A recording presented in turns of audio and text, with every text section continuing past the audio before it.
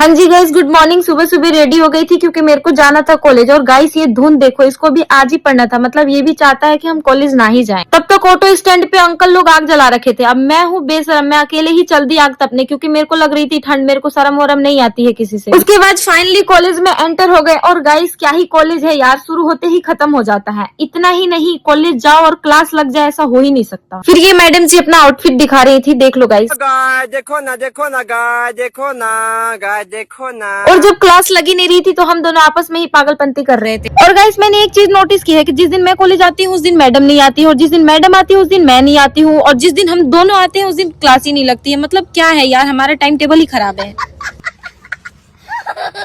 फिर हम सोचे कि जब कॉलेज आ ही गए हैं तो कुछ तो कर लेते हैं, तो हम मूवी ही देख लिए, क्योंकि पढ़ाई तो हमसे होती नहीं है। जब क्लास नहीं लगी तो पढ़ने का क्या मतलब है। और गाइस ये कौन सी मूवी है आप लोग? 1 घंटे मूवी देखे ही थे कि फिर मन कर दिया कुछ खाने को, तो फिर चल दिए न्यू कैंटीन जो खुला है वहाँ कुछ खाने के लिए। और गाइस मुझे ऐसा लगता है ना कि हम इतना खाते हैं कि इसी वजह से बार बार कैंटीन बंद हो जाता है। खाने से पहले हम सोचे कि चलो थोड़ा घूम लेते हैं, क्योंकि लड़कियों वाले गुण तो एक भी नहीं है हमारे अंदर। और गैंग बना के तो ऐसे जा रहे थे जैसे बॉर्डर पे लड़ने जा रहे हो। फिर हम पास के मंदिर में आ गए, और ये मंदिर का नाम तो मुझे नहीं याद है, मैं भूल गई हूँ, लेकिन यहाँ का व्यू बहुत अच्छा है। व्यू के साथ बहुत सारे बंदर भी हैं यहाँ। घूमने के बाद हम जिस मिशन से आए थे वो मिशन कंप्लीट किए। उसके बाद हम चल दिए कॉलेज के पार्क में। और गाइस ये चीज संभाल के रख ली हूँ, क्योंकि थोड़े दिन बाद इसकी जरूरत पड़ने वाली है, क्योंकि इतना हेयर फॉल ही हो रहा है।